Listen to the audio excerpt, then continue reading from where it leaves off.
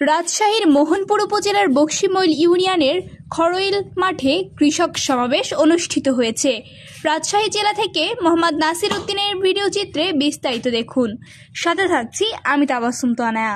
খামারি অ্যাপসের সুপারি অনুযায়ী রোপা আমন ধানে সার প্রয়োগ শীর্ষক কৃষক সমাবেশ অনুষ্ঠিত হয়েছে।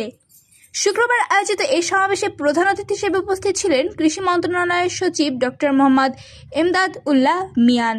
বিশেষ অতিথি হিসেবে উপস্থিত ছিলেন অতিরিক্ত সচিব মির্জা আশরাফুকুর রহমান, কৃষি সম্প্রসারণ অধিদপ্তরের সরজমিনে উইং এর পরিচালক ওবায়দুর রহমান মণ্ডল, অতিরিক্ত পরিচালক মনিটরিং ডক্টর জামাল হোসেন, রাজশাহী অঞ্চলের অতিরিক্ত পরিচালক ডক্টর মোহাম্মদ আজিজুর রহমান, রাজশাহী জেলার উপপরিচালক মোসাম্মদ উম্মে সালমা, অতিরিক্ত উপপরিচালক শারমিন সুলতানা, অতিরিক্ত উপপরিচালক ডক্টর আব্দুল মজিদ, উপরিক্ত পরিচালক পাপিয়া রহমান মৌরি, মোহনপুর উপজেলা নির্বাহী অফিসার আয়েশা সিদ্দিকা ও উপজেলা কৃষি অফিসার কামরুল ইসলাম।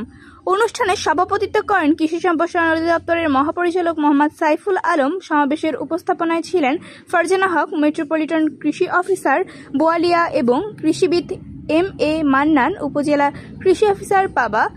কৃষি সম্প্রসারণ অধিদপ্তর মোহনপুরের উদ্যোগে আয়োজিত এই সমাবেশে প্রায় 4 শতাধিক কৃষক অংশগ্রহণ করেন।